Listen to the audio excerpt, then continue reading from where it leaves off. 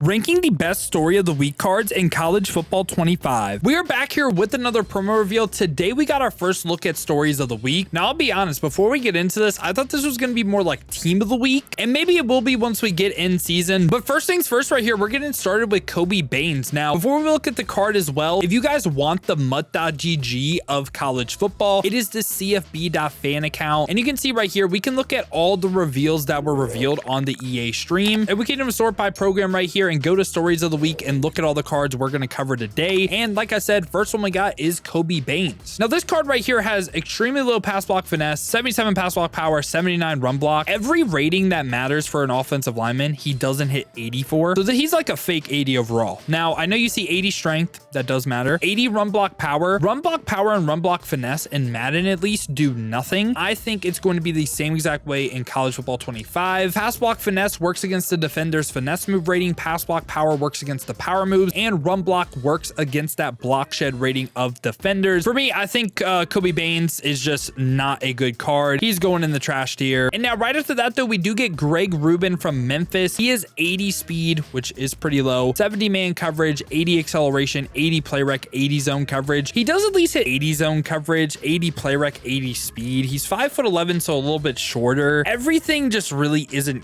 good. Like, I don't mind the 80 zone coverage. There's a card that I would maybe be willing to say is mid, but I'm just going to lean again more towards the trash tier, especially with the skill position we've seen so far. 80 speed just really isn't going to keep up. After that, we have Jaylen Conor right here. Now he is a blocking tight end, but 75 speed, does have 77 run block, which is pretty decent to start. He also has really no route running as well. Doesn't hit 80 for short or medium, does hit 75 for short, which if you don't know, the route running, a lot of stuff in this game is threshold based, and route running is every 5 it gets better. So he hits that 75 tier for short route running. The next like noticeable increase is 80. I mean, this card is okay at blocking. I just think you're going to be able to get such better cards. He is 6'4", 250. If he was 245, I would be willing to say mid, because another thing, weight is a really big thing on tight ends. Once you hit that over 245, you start to juke a little bit slower. I noticed the big tight ends I feel like are going to struggle a little bit after the catch. He is a decent blocker, but I'm going to put him in the trash tier just because he offers you little to nothing as a receiver. And now after that, we get Brendan Mott right here that has 77 speed, 78 acceleration. Remember the tight end we just covered? Yeah, just as fast as a defensive end right here. And now this card is really going to depend all on traits. So he has 80 block shed, 81 finesse moves. He has 68 power moves, right? So defenders traits, defensive linemen's traits. In Madden, they have the bull rush move, the spin, and the swim move. The bull rush move is power moves, spin and swim is finesse move. The dream scenario for this card is having that bull rush trait on no. If he has bull rush on no, you can ignore the power move rating. And this is actually a really good card because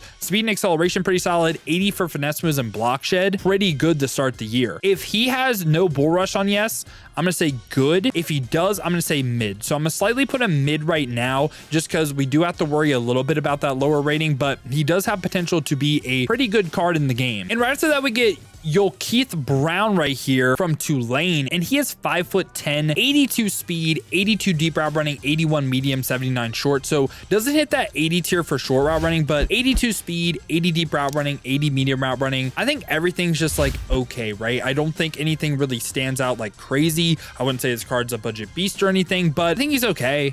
Like just mid-tier receiver in the game. I wouldn't quite say he's trash. Yeah, just mid-tier receiver. And right after that, we got Martavius French right here. Now, something I do want to talk about too, middle linebackers or linebackers in general, based on everything I've seen from gameplay and also talking to people that have the game early, you do not need like the lurk artist or anything to make linebackers jump. And this card right here is 78 speed, a little bit slower, 75 zone coverage, but he is 6'3". So he's kind of a big body. If he wears this in game, he might have to be on my team. Going up against Martavius French and he just has like the 6-pack out, man, that's intimidating right there. 6'3", 78 speed. I mean, okay, let's take a look at the linebackers we know so far, right? Ray Lewis, for instance, has 81 speed and he's going to be a legend. He is 6'3", 78 speed, but we also see these outside linebackers right here that are higher overall that are like 87 speed, 86, 84. I'm going to go ahead and say he's maybe mid-tier, but I'm going to put him more trash. I just think the 78 speed is just a little bit too low. Like if it was 80,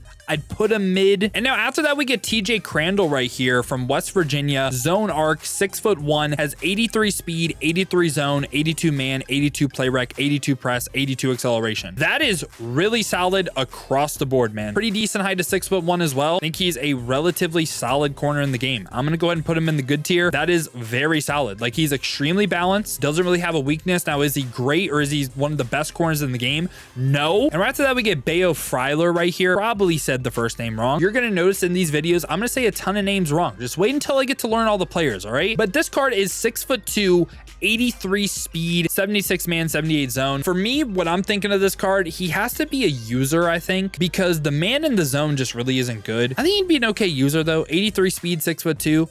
Not bad, right? I would say he's just like mid, especially as like a pure coverage player too. Definitely a mid-tier player, but potential good user, I will say that. And now we get into the 85s right here. The first one we got is Jonathan Jefferson from SMU. And this is another card that entirely depends on traits. So he has 77 speed, 81 acceleration, pretty high power moves of 86 and 80 block shit. But what you're gonna notice is that 68 finesse move rating, right? So what you would want on this card, kind of the opposite of the card we talked about earlier, which you would want the bull rush trait on yes, but you would want spin and swim move on no. And I will say that is a pretty popular trait to have, especially when you're 6'3", 295, basically a defensive tackle almost 300 pounds. I think it's very likely that he has spin and swim move on no. So this card, Jonathan Jefferson right here, I would say, I mean, honestly, is it crazy to put an 85 just in mid? If he has the right traits, I think he's good. I do not think he's a great card though. Like, he doesn't really have top tier athleticism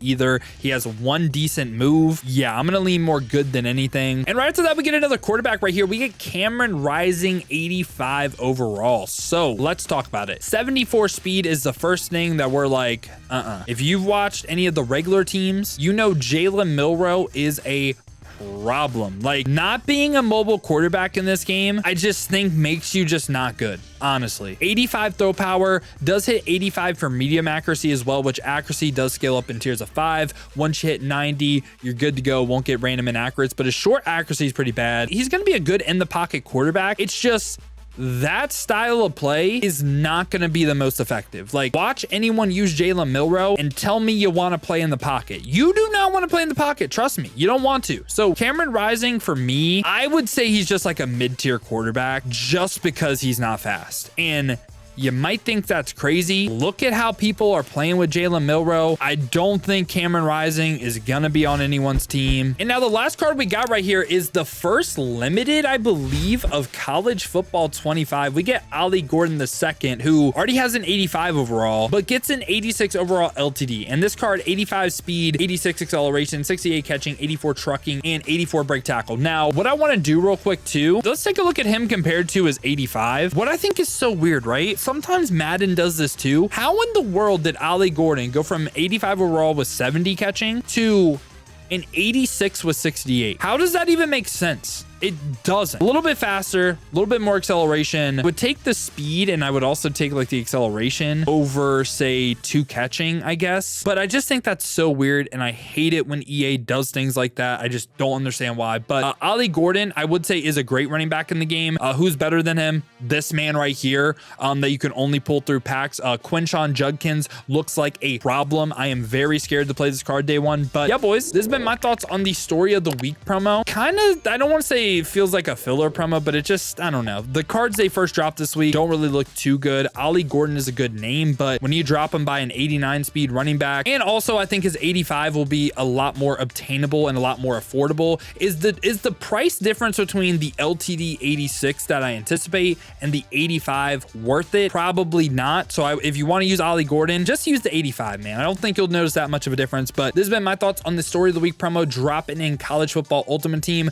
Let me know your guys' thoughts down below in the comments. Let me know what you agree with, what you disagree with. Who are you picking up from this drop? Now, if you guys did enjoy this video though, you enjoy content like this, want to stay up to date with the best everything in College Football Ultimate Team, make sure to leave a like and subscribe. Also, if you guys want to see me pick up some of these cards live, we will be live streaming today here on YouTube and Twitch. To watch on the YouTube side of things, make sure to hit that noti bell as well. You'll be notified every time I upload or go live here. Or if you want to watch on the Twitch, check the links in the description, hit that Twitch with a follow. But if you guys do want another video to watch, check out this one right here because I broke down all the field pass cards in College Football Ultimate Team.